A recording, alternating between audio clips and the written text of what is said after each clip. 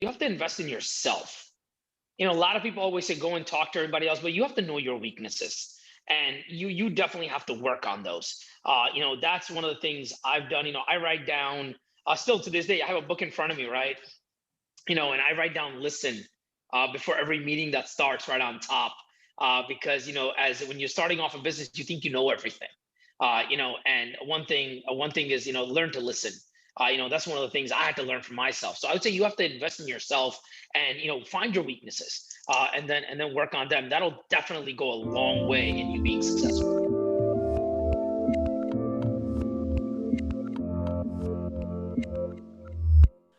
Hey everyone, this is Devin Miller here with another episode of the Inventive Journey. I'm your host, Devin Miller, the serial entrepreneur that's grown several startups into 7 and 8 figure businesses, as well as the CEO and founder of Miller IP Law, where we help startups and small businesses with their patents and trademarks. You ever need help with yours? Just go to strategymeeting.com, grab some time with us to chat.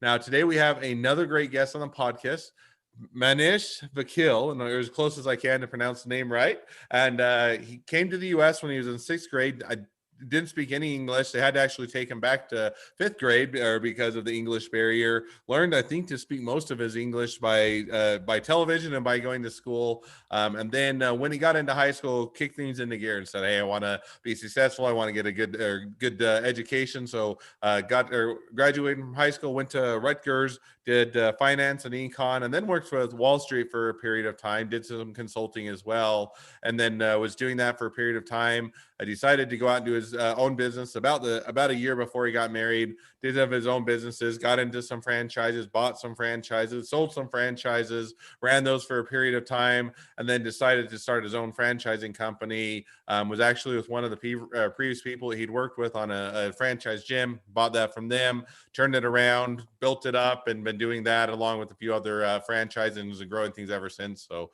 with that much as an introduction, welcome on the podcast. No, I appreciate it, Devin. Thank you very much for having me. So I gave the quick 30-second run through to a much longer journey. So now Yeah. take us back in time a bit to 6th grade and trying to figure out how to learn English, coming to the US, going to school, and how that started there. Oh, wow. Well, yeah, that's a flashback. Yeah, definitely. Yeah, came here from India when I was 10 years old. Came, like, as you mentioned, in 6th grade, and they put me back in 5th because of the fact that I didn't know any English. Very different world, let's put it that way. Coming in from India, landing in JFK Airport, and then suddenly, you're thrust into Manhattan, and you're driving through, and then you end up in Jersey, of all places in the world. So to at least to say it was a shock. Looking at the world up at everybody and thinking, "Oh my God, I don't understand what anyone is saying," and I'm in a complete different world, and now I'm going to be living here. But everything has its challenges, but also the positives that are there as well. So it was the nice part of exploring a new world, and that kind of gets me into where I am entrepreneur today, which allows me to kind of pivot and go into different areas. And as I said, I'm only comfortable when I'm uncomfortable. The minute I become comfortable, it feels like I'm becoming complacent. So, we started with that, went into, I guess, elementary schools and high schools and what. And as you mentioned, the hard part was, the best part was, I did get to watch a lot of TV, so because the idea was to tell the parents, "Hey, this is the way I'm learning English." So that was the positive side of it. So that worked out. From your, the one that I didn't mention to you was the TV shows, was wrestling was one of the things I used to watch when I was 10 years old.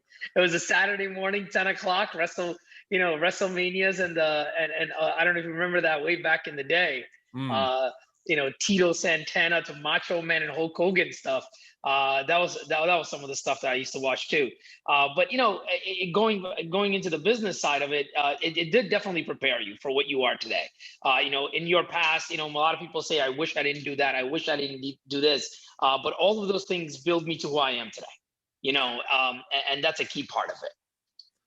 No, and I think that definitely, I a little bit later in life, I went into or did a religious mission for my church when I was 19, and I went to Taiwan, so it was Chinese, and I had absolutely no idea. You do get like 12 weeks of training, And then you get over into Taiwan, you're like, that's not what they taught me. And I have no idea what they're saying. And you just have to Yeah. dive in and get going. So I feel for you. And that's got to be a bit of even a more interesting period of time when you're a little kid and you're saying, I have no idea what they're saying. I guess we'll start to figure it out. So now you start to acclimate to the language and the culture and kind of get in the U.S. And then went to high school, kick things into gear, or get ready and go to college. You went to Rutgers, and I think you said you did finance and econ. Is that right? Yeah, you got it. Yeah. So actually, I started off, it wasn't even that. I was supposed to go into dentistry. So I started doing the science classes, and then you go in and you're like, hey, you took science in high school, but then you go into college and, I did bio AP and all this stuff in high school. And it was like, yeah, it was great.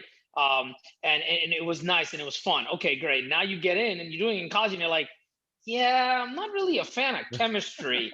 I don't really like physics. So the first year, luckily it didn't take me longer than that. And I took electives classes was mainly because I took econ, because when I talked to the professor, they said, listen, everyone who goes into business, if you want to go into dental school, you're gonna want something that's different than everyone else.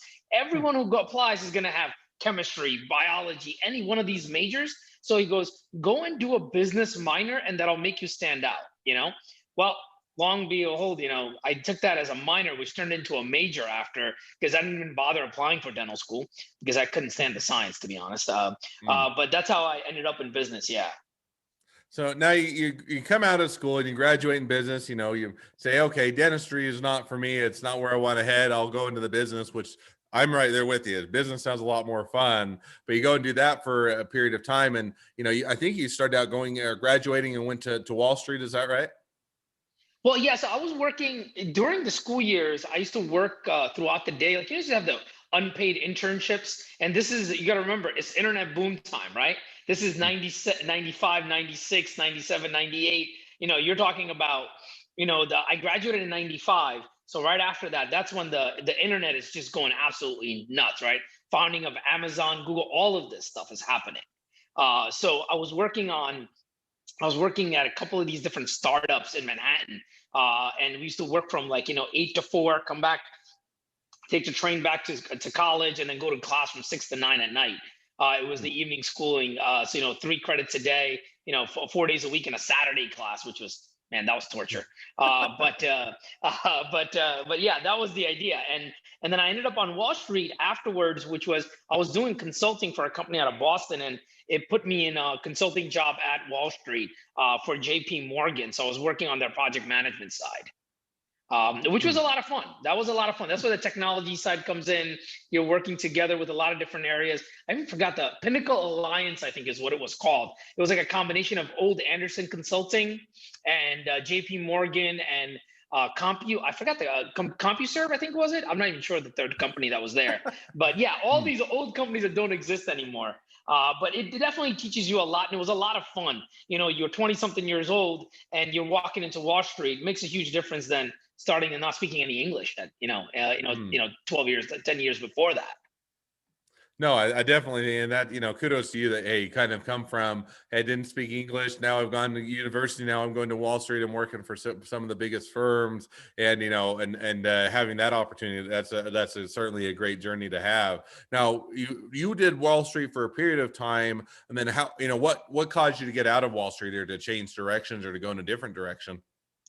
Well, so when I was there, originally I could never, that's why I was in consulting. I had a hard time, and I listen, for what it's worth, my parents probably thought this guy's I don't know where he's gonna end up or what he's gonna do, because it was like I couldn't hold on a job, I should say, because I kept leaving jobs left and right. I always thought something was better, something was new. Anytime something became mundane, I was like, I have to move on. And it was like 9 months to a year and a half every place. That's what it was. So I kept moving around from job to job. So the consulting job in Manhattan, they ended, and then I ended up at places in New Jersey. I actually took a job, which was crazy, was enterprise rent-a-car, believe it or not, their management training program. And I have to give them credit, I'll be honest, because leaving a job that was paying so well, and when I ended up here, it was working with people, and it was literally cleaning cars, moving up to writing rental contracts and learning how to run a business. That's where I learned a lot. You're looking at income, you're working as an assistant manager now. I worked my way up to an assistant manager there. And I remember you're looking at your profit loss statements. How much did you make this month? You have to go do local marketing, go talk to body shops, go talk to insurance companies. You have to build up local business with local corporate people and go and set meetings with them. That's where I actually learned a lot of the hustling. It came from, and I have to give it. I mean, it's an amazing training program that I went through real life, and that's what it was. And I didn't mind working, 6 days a week, and I was working probably like 70 hours a week, but it was a lot of fun. I definitely learned a lot from that job, and that's what got me into the business side of things of owning a small business. Well, that's got to be a pretty good transition between, working for Wall Street to go working for, Yeah. car rentals. And yet it's interesting is many, some of those, they have to have really good programs because it's a competitive marketplace. You have to learn how to, be better than the others. You have to know how to pitch yourself, how to run the business and, do profit loss and, look at profit margins and return on investment and on and on. And it can make the big difference between whether or not it's profitable in a good business or whether or not it goes under. So now you go do that and you do that, do car rentals for a period of time. And then, how did you then get into the franchise aspect of starting to go into franchises and do that for the career?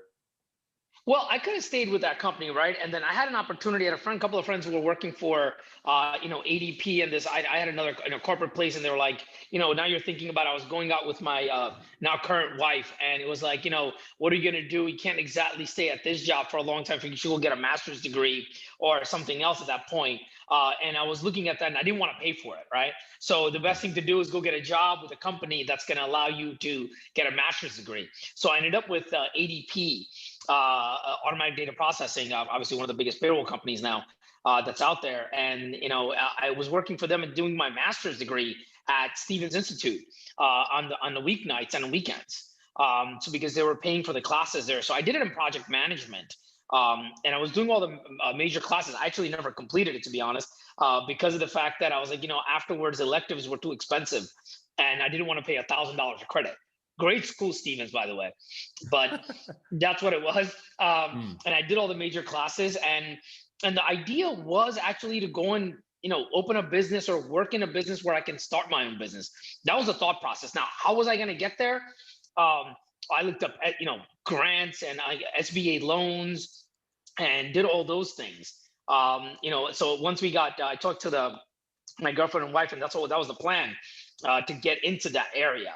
And hopefully we'll figure out, at that point, 27, 26 years old, you're like, hey, conquer the world. There's something will work out. I kind of miss that nowadays, being 44. That now you tend to think a little bit more before acting.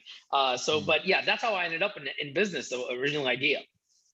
So so now how so you did that, and I think going through getting the education, finding somebody else will pay for it is all the better, so you're not having to go into it, and then only taking the classes that really only are applicable. Because I always used to joke when I got the MBA, and I did that at the same time I was doing the law degree. But I always say I'd walk over from the law school, and it would be analytics and tearing pieces apart and looking at court opinions, and then walk over and everything seemed in the MBA seemed about 50% of it seemed fluffy and 50% of it seemed useful. And so I always, always felt like I was double paying for what I really needed because I only really found about half it useful. So I think that's, great that you just pay for what you need, so to speak, or get someone else to pay for what you need. So now you do that for a period of time. You're coming up, getting married soon. How did you, what made you decide to go for franchises, and how did you find your first franchise you wanted to get into? I think one of the things that you look for originally is, what is your passion in, right? But I didn't do that. I tell everyone to do that now. I wish, I did that. It turned out to be what I was good at. But, originally I looked at it and I said, what is a recession? What do people spend money on the most? What are things that are up and coming? So, I looked at, and I didn't have kids, obviously, we just got married. And then we're looking looking at kids businesses, because we figured it's from an overhead perspective, how much is it going to cost? By the way, half of the stuff that I calculated was wrong. To be perfectly honest. But I got very lucky in certain places. But yeah, I went and started in the kids area because I figured, everyone always spends money on kids, no matter what. And, luckily so far, 16, 17 years in now, proven to be true, which is very good. So that's how I went about it. I wouldn't suggest anybody else do that. But that's what I certainly did. And I had to pivot when I bought the first franchise. What I heard from the franchisor was, go and open up this. You can have this many kids in it. You can make this much money, and you're kind of drinking the Kool-Aid, as they say, and you're Mm. thinking it's going to look amazing. And I realized early on, luckily, that what I built and the place I rented for business was not going to be able to survive if it wasn't, with the model that I had. So I went ahead and actually I had two locations. So I sold the back of it off, and then opened up another business over there, which was complementary. It was a tutoring center I found about 5 months in. And that's what I ended up doing. So I had a STEM class business, a STEAM class business. And then I had a learning center business, combination. So they kind of fed each other. So it definitely supplemented the rent and the staffing, and that's what helped me to survive. And I had to learn very quickly that what you see and what you hear is not what you get when you actually start doing it. You start getting into business itself. So everything, as you said, in like an MBA, right? 50% is theory based, 50% is fluff, and Mm. that you find out that fluff is there very quickly. So that's how I ended up in that. And it was a very hard lesson right from the get go. Life right from the get go. I had a full head of hair at that time. I still remember. And within like 9 months, 10 months, you're looking at it and you're just like, you got to be kidding me. I'm like, you don't realize the stress that you take on. Hmm. Um, so, and I'm sure you understand that.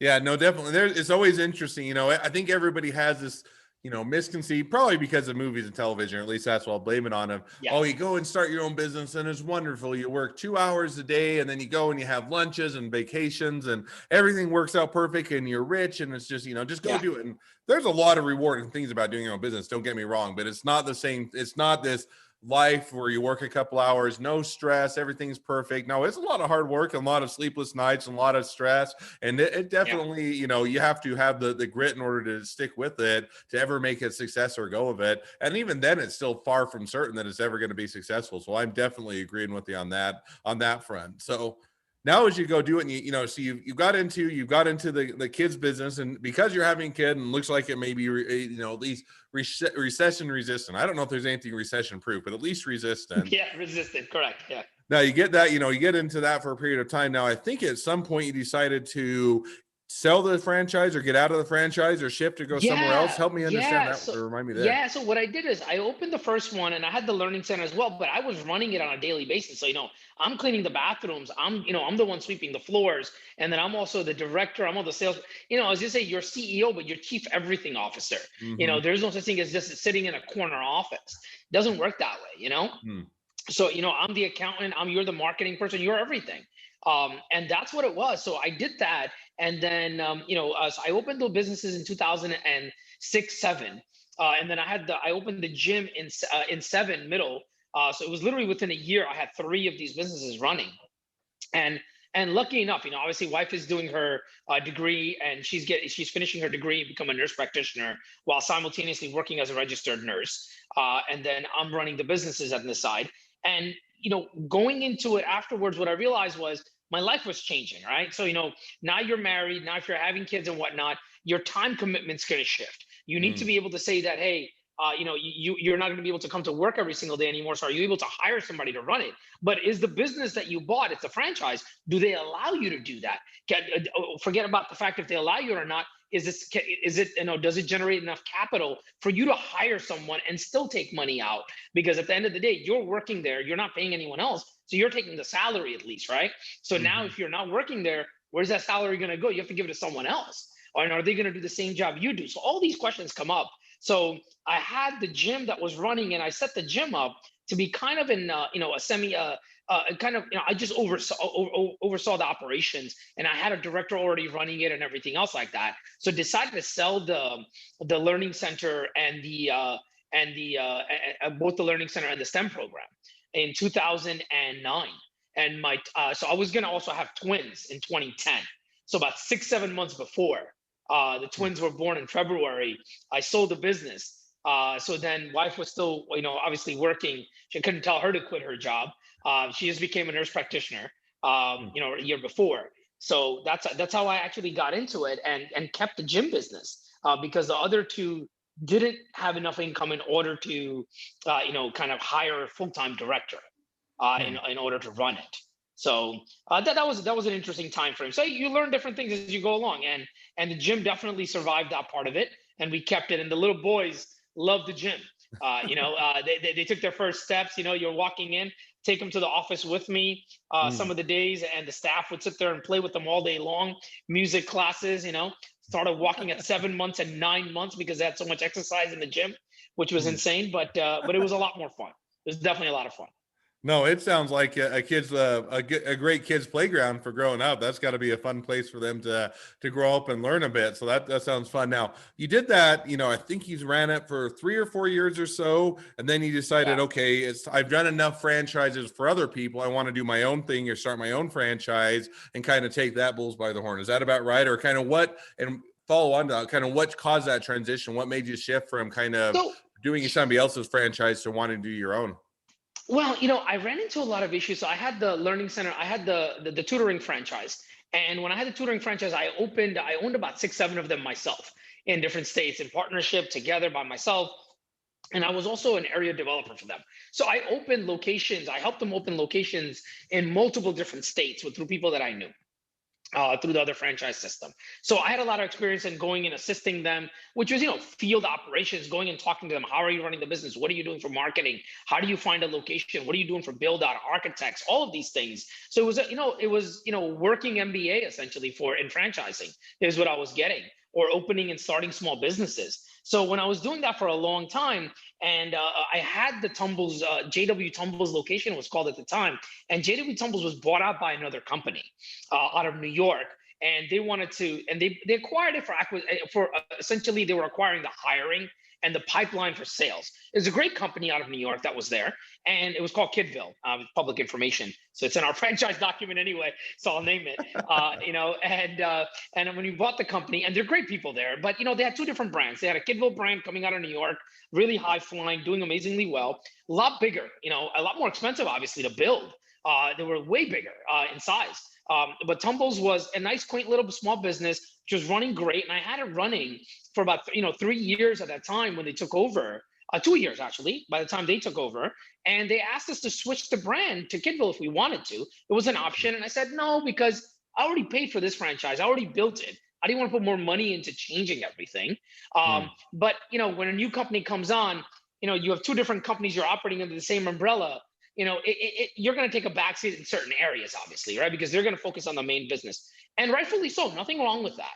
Nothing wrong with that. So, they did that. And then I ran the business for about 3, 4 years. And I said, it's about time now to move on to a certain area where we ran it absentee for about 5 years. And it was doing well. So and I moved it to a new location because our first lease was up, because I ran the first one for 5 years. And then I moved it to a new location for the next 3.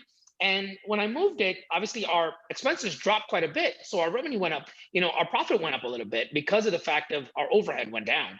So I said it was a good time to sell. And when I sold it, I didn't know what I was going to do. So, I in the terms of saying, I don't know what type of business I was going to start, or franchise business or anything else. So I said, we'll look and see what happens. So I went to thank actually the CEO of the company Kidville and the president at the time, and just to tell them thank you. And they told me, hey, they were trying to figure out what to do with Tumbles, JW Tumbles at the time. And I said, oh, well, you interested in selling it? And that's how it actually came about, because I figured it would save a lot of time. And I don't have to tell you how much legal fees can be to start a new and do all the work from trademarks to systems to the documents for the Federal Trade Commission, the FTDs, and whatnot. So that's how I got into it. It was by pure luck. I mean, it was a chance meeting and a chance email. No, and that hey, it's interesting how sometimes as much as anything, starting a business and going in a different direction is by chance, or just happens to be, hey, this is what I came into, stumbled across, the opportunity came across and looked too good to pass up type of a thing. And and I definitely get, by the time you have to figure out the franchise name, you have to figure out the franchisees, you have to do the legal documents, you have to get it up and going. Even if it's not ideal, it can shortcut a bit of time that you'd otherwise have to put in if you were to start something from scratch. So it definitely makes sense. So now you purchase that, and I think as we chatted a bit before the podcast, you purchased a franchise, went that direction. You kind of then went back to basics, so to speak, rebuilt it from the ground Yeah. up, and kind of look and said, okay, this has a lot of potential, needs a lot of work, and we're going to go in this direction. Is that about right? Yeah. So I was a franchisee for so long, right? So, you look at it and you go, there's some good, obviously, that come from all these brands and learned a lot. But I always looked at it and said, as a franchisee, what else do I need? What do I need to be successful? So all those things that were missing, I wanted to make sure I ran a company and I started my own company. I wanted to do it from that aspect of what do the franchisees need? Where can we provide the best support? What systems do they need? What makes it easiest for them? That's the approach we've taken. The biggest one I did was, revenue wise, you pay for rent, obviously 24 hours a day, 7 days a week, right? 365. But if you have a business, when I was running a learning center, you're operating it, or tutoring center, you're operating it 3 or 4 days a week for 3 hours a day. But the rest of the day, what are you doing with it? Nothing. On the weekends, you're not doing parties, you're not doing anything else. It's empty. So, I said, how does this make any sense? You're not getting the most out of utilization out of the space that you're renting. So when I started with Tumbles, we only had the gym program. So we added the STEAM curriculum, but we did it from a bodily kinesthetic standpoint, where it's applied mechanics, right? You actually go and learn something in the classroom, and then it's not just theory based. You actually go and practice it in the gym. So we added this curriculum in. So you're running it now after school for older kids as well. So you already have the market from the younger kids coming to the gym. So I figured, as a franchise owner, the one thing you don't want to go and ask your franchisor is, hey, I have all this dead time, what do I do with it? So we added we have a mobile program, we have the STEAM program, we have the gym program, you have birthday parties. So when you do all this stuff, you're going to have enough revenue to be sustainable. So if one part goes down, the other one is still there. So you're not going to be completely underwater when things do go wrong. Right now during COVID, a lot of our franchisees went ahead and did, virtual classes, outdoor birthday parties, to-go classes, all these different things. And because you couldn't do a lot of classes in person. So that does help. So that was the idea. To do things where, from a franchisee's being in their shoes, living it for so many years, and then knowing what's hopefully missing, and hopefully I'm doing it right. That's the hope. No, I'm right there with you. Interesting, that's kind of, I always liked, I love listening to the, kind of, we took it and what are franchises doing wrong, or we don't like, or what otherwise would we change, and what can we make better and improve? And that's a lot of, when I take now the legal industry, different industry, but kind of the same thing of, there are a lot of things I think, intellectual property, patents and trademarks, so you can do better, you can do more efficient, you can update. And, sometimes you fall into the trap of, you just, you do things because that's the way it's always been done, and not necessarily because what makes sense. And to take that and actually say, no, I'm not going to do it just because that's the way that it's always been done. I'm going to do what makes sense. Gives you a lot of opportunities to grow and to expand the business. So definitely kind of fun to hear, that journey along the franchise route as well. So that kind of brings us up into where you're at today. Now, kind of, as we transition, as we kind of now are up to today, I always have two questions as we kind of get towards the end of the podcast. And just as a reminder for the listeners as well, we are going to hit on the one bonus question, talk a little bit about intellectual property. So make sure to stay tuned for that. But for the normal two questions, we'll jump to those now. The first question is, along the journey, what was the worst business decision you ever made, and what did you learn from it? Trusting when someone tells you from a company without writing anything down. So it comes into the legal side. So right up your alley there, my friend. Was, a company told me, and I terminated a franchise and I was done. They didn't sign the actual one back to me and said, oh, we'll just get it back to you tomorrow. And we closed the location. They came back afterwards and tried to sue me for a lot of different things, which had nothing to do with me, in all different areas. So, what happens in the mistakes is, and this happened when I sold the first franchise. That was the one I'm talking about in 2009. I sold it to someone and I signed it over. And then I had to end up suing that person because of the fact that they didn't live up to their end of the bargain. That was issue. And that was in 2009, the first one I sold, because I took a note on the business. I didn't take the money up. I didn't take the money up front because I knew the business was doing well. So I figured they could pay me back. So shouldn't have done that. But you live and learn, and you go from there. So that was a pretty bad mistake. No, and it's one that, some of the worst mistakes you make are the ones you learn the most from. And hey, hire the experts that know what they're doing, and I'll get the mentorship or the guidance for the things that I should there shouldn't be thinking I can do on my own definitely is one to learn from. So now as we jump to the second question, which is if you're talking now to somebody that's just getting into a startup or a small business, what'd be the one piece of advice you'd give them? Yeah, and there's definitely a lot, right? The first thing I would say is that you have to invest in yourself. A lot of people always say go and talk to everybody else, but you have to know your weaknesses, and you definitely have to work on those. That's one of the things I've done. I write down, still to this day, I have a book in front of me, right? And I write down listen before every meeting that starts right on top, because as when you're starting off a business, you think you know everything. And one thing is learn to listen. That's one of the things I had to learn for myself. So I would say you have to invest in yourself, and find your weaknesses, and then work on them. That'll definitely go a long way in you being successful. No, it definitely makes sense. So I like that. I like that, and investing in yourself definitely pays some of the best dividends. So makes perfect sense. And so, well, now as we wrap up, and again, we'll jump to the bonus question in just a minute. But for all the normal listeners that don't want to listen to IP, and I don't blame them. Sometimes you just want to get on with your day. But for as we wrap up, if people want to reach out, they want to find out more about your franchises, the things you're building. They want to be a franchisee. They want to be a client. They want to be a customer. They want to be an investor. They want to be an employee. They want to be your next best friend. Any or all of the above. What's the best way to reach out, find out more? Well, www.tumbles.net, tumbles.net, and Manish at tumbles.net. Either one of those, you'll be able to reach me from there. So you go onto the website, you'll have our sales team contact me and let me know, or you can reach me directly. So either one of those will work. All right. Well, I definitely encourage people to reach out and find out more and get more information and go check out Tumbles. So, well, as we wrap up, thank you again for coming on the podcast. It's been it's been a pleasure. Now, for all of you that are listeners, if you have your own journey to tell and like to be a guest on the podcast, love to have you. Just go to inventiveguest.com and apply to be on the show. Two more things as listeners. One, make sure to click subscribe in your podcast player so you know when all of our awesome episodes come out. And two, make sure to leave us a review so new people can find out about our awesome episodes as well. Last but not least, if you ever need help with patents, trademarks, or anything else, just go to strategymeeting.com, grab some time with us to chat.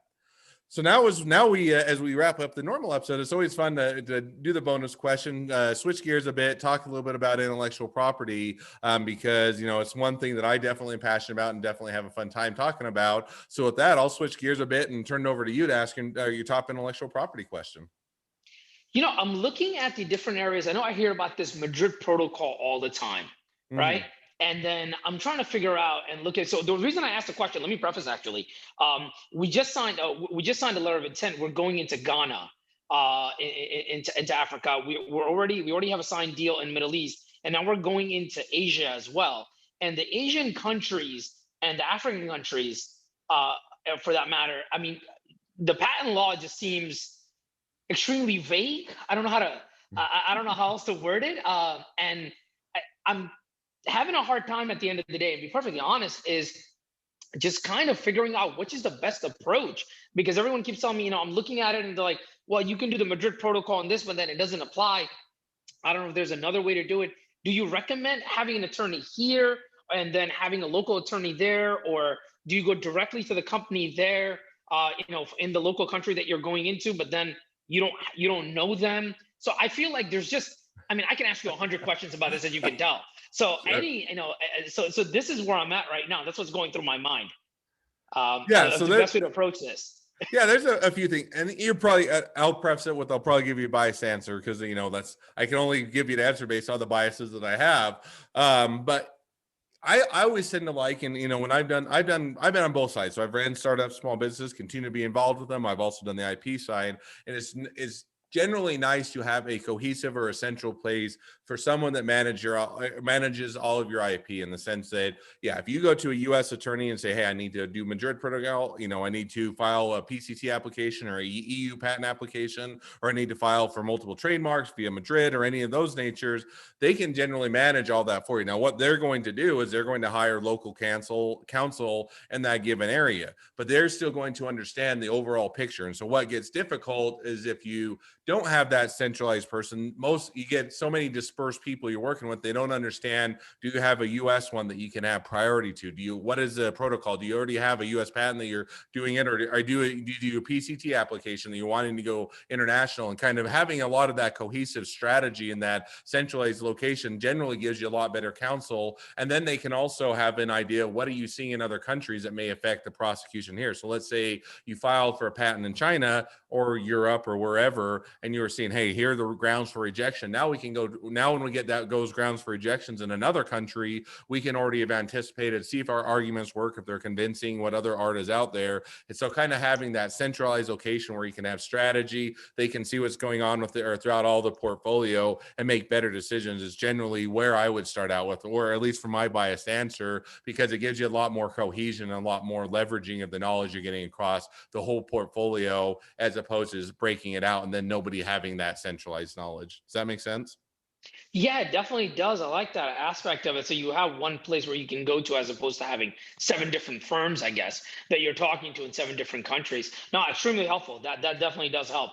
So I think sticking with the US area is going to be the best course of action on that And the one. other one that's nice is, is counterintuitive as it sounds a bit. And some people saying, hey, but if I have a US firm, I'm now having to double pay because I'm having to pay an attorney in the US and they're also having to pay in Europe. But most of the time I find that you get more cost savings because you're now having somebody that already knows a portfolio that's gone through it and can give, or reduce the cost of having so many back and forth and having to give them direction. So, hey, I just gave direction to the European or European counterpart or foreign associate on this matter. China is about the same one. I'll give them the similar direction. So yes, I'm going to have to do both of them. I'm the intermediary, but I'm giving a direction such that they're not having to come up to speed and reuse the same amount of time to figure out the same thing. So it ends up actually reducing the cost and giving you a better overall product because you're not having everybody that's having to figure out and having different or coming up to speed all the time.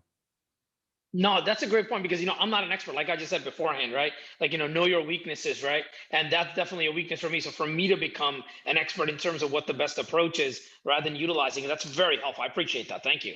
Absolutely. So with that, we'll go ahead and wrap up the podcast. Always fun to talk a little about intellectual property. And if you have any other questions, or the listeners or the audience has any questions, just go to strategymeeting.com, grab some time with us, chat. Always happy to discuss anything on your mind. And with that, we'll go ahead and wrap up. Thank you again, Manish, for coming on the podcast. It's been fun. It's been a pleasure, and wish the next leg Likewise. of your Thank you. journey even better than the last. So thank you again. Thank you. All right. Thank you very much, Devin, for having me.